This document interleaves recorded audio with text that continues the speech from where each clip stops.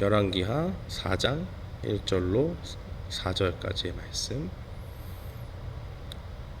우리 다 찾으신 줄 알고 함께 봉독하겠습니다.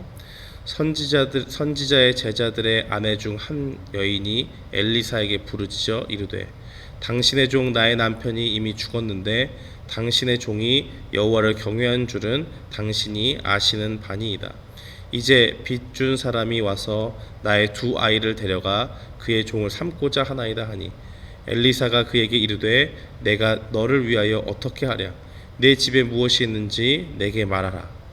그가 이르되, 계집종의 집에 기름 한 그릇 외에는 아무것도 없나이다 하니, 이르되 너는 밖에 나가서 모든 이웃에게 그릇을 빌리라. 빈 그릇을 빌리되 조금 빌리지 말고 너는 내 두 아들과 함께 들어가서 문을 닫고 그 모든 그릇에 기름을 부어서 차는 대로 옮겨 놓으라 하니라. 아멘. 오늘은 열왕기하 4장을 통해서 우리 하나님의 사람이었던 엘리사에 대한 기적의 내용들을 살펴보는 시간입니다. 본문 가운데는 굉장히 많은 기적의 사건들이 나와 있는데, 특별히 오늘 앞에 읽은 그 본문 가운데서는 하나님을 따라서 함께 엘리사를 쫓아서 하나님을 섬기고 했던 그 선지자의 그 제자들이죠. 그 제자들 중에 한 명이었던 사람의 아내에 대한 이야기가 나오고 있습니다. 이 하나님의 사람이었던 엘리사는 그와 함께 지낸 선지 생도들이 있었어요. 그들이 주로 이제 길갈에서 있으면서 한 100여 명 정도 그렇게 함께 생활을 했던 것으로 보이는데, 그 제자들 중에 한 명이 죽었습니다. 오늘 본문에서는 그 제자의 이름이라든지 그 사람이 어떤 사람이라든지 하는 것이 아주 자세히는 나와 있지 않습니다. 분명한 것은 그 엘리사를 쫓아서 제자의 생활을 하던 사람 중에 한 명이었고, 그 사람이 여호와를 경외하는 그런 사람이었다라는 것을 우리는 알 수가 있습니다. 그런데 중요한 것은 그 사람이 어떤 이유인지는 모르겠지만 그 하나님을 잘 믿었음에도 불구하고 어떤 일들을 통해서 죽게 되었어요. 죽게 되니까 그 아내와 두 아들이 있었는데 그 사람들은 이제 생계가 막막해지는 것이죠.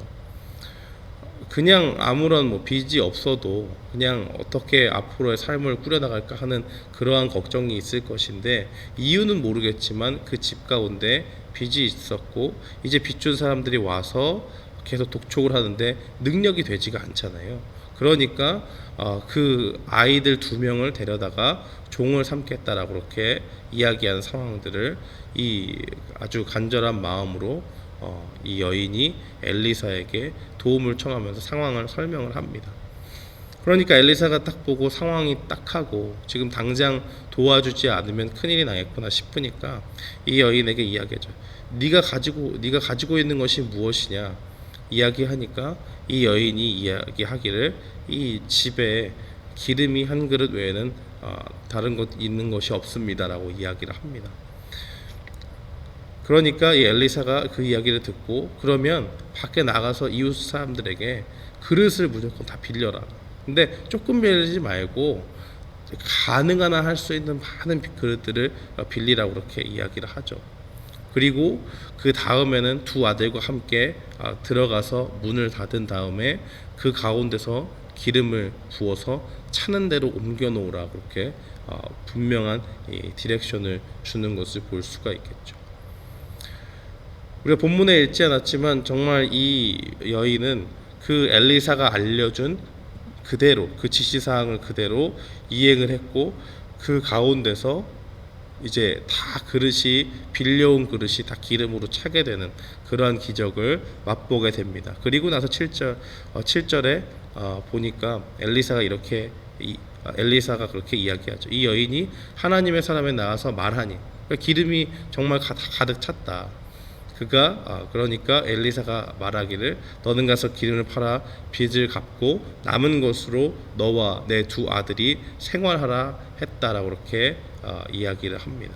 사랑하는 성도 여러분, 오늘 이 짧은 내용을 통해서 하나님께서 오늘 우리에게 어떤 말씀을 주고 계십니까? 우리가 두 가지 내용들을 기억해야 됩니다. 첫 번째는 하나님을 잘 믿는다고 해서 이 세상 가운데 고난이 없을 수 없다는 것입니다. 분명히 이 이야기는 전제를 하고 있어요.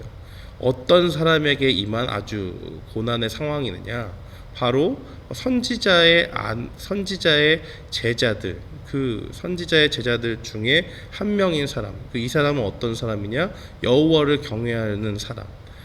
선지자라고 하니까 뭐 다 거짓, 그 중에 거짓 선지자도 있고 하겠지만은 지금 여기서 말하는 선지자는 엘리사를 이야기하는 것이죠. 그러면 이 엘리사를 따르는 사람이라고 한다면 거짓 선지자의 길로 가기보다는 어떻게든 하나님의 말씀을 듣고 이제 엘리야를 이어서 하나님께서 엘리사를 통해서 말씀하시는데 그 가운데 조금 배워서 하나님의 말씀이 어떻게 이스라엘 백성들 가운데 전해져야 하는지 그것을 잘 좀 배우고 또 그에게 하나님에 대해서 좀 듣고 하는 그런 훈련들을 통해서 하나님의 말씀을 전하는 그런 선지자로서 세워나가기를 원하는 그런 사람이었을 것이 분명합니다. 근데 그 사람이 정말 하나님을 사랑하고 그렇게 하나님을 경외하는 사람이었지만은 그가 갑자기 죽어버리게 되었고 또 그의 남겨진 가족들은 굉장히 곤궁에 빠져 있는 그러한 삶이었다는 것을 분명히 보게 됩니다. 사랑하는 성도 여러분, 우리가 처음에 예수님 믿을 때 한번 생각해 봅시다. 예수님을 처음에 믿으면 전도하고 막 그러면 주로 하는 말이 그렇잖아요. 예수님 믿으면 정말 참된 행복이 있습니다. 그 가운데 기쁨과 영생이 있고 좋은 말을 다 해서 이야기합니다. 그것이 틀린 말이냐? 그러지 않죠. 그렇지는 않습니다. 그 가운데서 정말 예수님 믿는 가운데서 하나님이 나를 위해서 우리가 기도할 때 일해 주시고 우리의 인생을 이끌어 주시니까 내가 할 수 없는 일들을 하나님께서 하나님의 능력을 통해서 우리에게 부어주시기 때문에 그 가운데 참된 기쁨이 있는 것이고 정말 이것이 참된 생명의 길이구나 하는 그 기쁨을 맛볼 수가 있죠. 그러나 순간순간 우리가 드는 생각은 무엇이냐? 그 여정 가운데 고난이 없다 하는 것이 아니라 우리가 늘 느끼고 깨닫는 것은 고난이 언제나 다가옵니다. 그러나 그때에 하나님께 나아가서 부르짖으면 하나님께서 들으시고 응답해 주시고 그 고난의 길을 돌파할 수 있는 힘과 능력을 부어 주신다는 데 있죠. 그 가운데서 성도는 기쁨을 얻고 주님 앞에 다시 나아갈 힘을 얻고 이 고난이 넘치는 세상 가운데서도 좌절하거나 낭망치 않고 꿋꿋이 견디면서 인생을 헤쳐나갈 수 있는 힘을 하나님께로부터 얻는다라는 것을 우리는 경험합니다. 사랑하는 성도 여러분, 오늘 본문의 이 선지자의 가정에 큰 어려움이 있었듯이 우리의 삶도 이렇게 어려움에 빠질 수가 있습니다. 그러나 그 가운데서 이 여인은 어떻게 했습니까? 자기 혼자 끙끙 앓고 있는 것이 아니라 하나님의 말씀을 누구보다도 강력하게 선포할 수 있는 그 하나님의 사람을 찾아가서 자기의 이야기를 구하고 곧 그것은 무엇이냐? 그 선지자를 찾아가서 이야기했지만 결국엔 그 선지자를 통해서 역사하시는 하나님 앞에 나의 모든 것을, 나의 어려움들을 다 토로하고 맡기고 하나님께 도움을 청하고 있다는 것입니다. 우리의 인생 가운데 고난이 다가옵니까? 그것이 어떠한 형태로든지 다가와도 좋습니다. 건강의 문제건 경제적인 문제건 여러 가지 삶에 다가오는 어려움들이건 그 모든 것들을 우리가 맞닥뜨렸을 때에 우리가 해야 될 것은 무엇이냐? 고난이 왔구나. 그러면 이 가운데서 좌절과 낭망을 떨쳐버리고 그렇게 주저앉을 것이 아니라 빨리 능력이 많으신 하나님 앞으로 나아가서 하나님께서 하시고자 하시는 일들을 우리의 인생을 어떻게 건져내시고 이제까지 건지신 것처럼 우리를 또 어떤 능력 가운데서 새롭게 건지실지를 기대하면서 하나님 앞에 나아가는 일들이 중요합니다.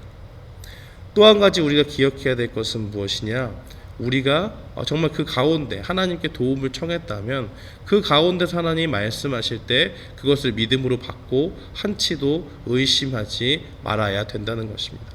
지금 이 여인을 보세요. 어떻게 보면 참으로 허무맹랑한 이야기입니다. 2절에 보니까 엘리사가 너의 집에 무엇이 있느냐라고 얘기해 기름이 조금 있다고 이야기하죠. 그 기름 조금 있는 것은 뭐 그거를 다른 그릇에 붓는다고 생각해 보십시오. 그릇을 아무리 많이 빌려와도 기름의 양이 적은데 그거를 뭐 어떻게 뭐 붓고 하는 것 자체가 상상을 해보세요. 이 말씀을 듣고 그릇을 많이 빌려가지고 거기다 부으라 이렇게 얘기하면 믿음이 없는 사람은 어떻게 들립니까? 뭐 아무 이거 자체가 말이 안 되는 성립이 안 되는 얘기고 말이 안 되는 얘기예요. 우스꽝스러운 일 아닙니까? 다른 사람들이 기름이 없다는 걸 알았다면 그릇을 빌려주면서도 그런 생각할 수 있잖아요. 이 그릇을 빌려서 뭐에 쓰려고 저렇게 빌리나 기름 조금밖에 없는데 그런 생각 할 수 있지 않습니까? 그러나 이 여인은 이 말을 듣고 의심했다거나 여기에 뭔가 다른 자기의 생각을 더하지 않았어요. 그저 하나님의 사람이 이야기하니까 그 가운데서 정말 그 말씀을 믿고 분명히 이 사람이 이 엘리사가 하나님께서 주신 능력 가운데서 나에게 말씀하고 있구나라는 것을 기억하고 그 말 그대로 하는 것을 보게 됩니다. 그러니까 하나님께서 어떤 은혜를 주십니까? 엘리사를 통해서 하나님의 말씀을 전하시고 그 가운데서 하나님의 그 은혜를 받게 하는 것이죠. 6절을 읽지 않았지만 보니까 그릇에 다 찬지라 여인이 아들에게 이르되 또 그릇을 내 가져오라 하니 아들이 이르되 다른 그릇이 없나이다 하니 기름이 곧 그쳤다라고 그렇게 이야기를 하죠.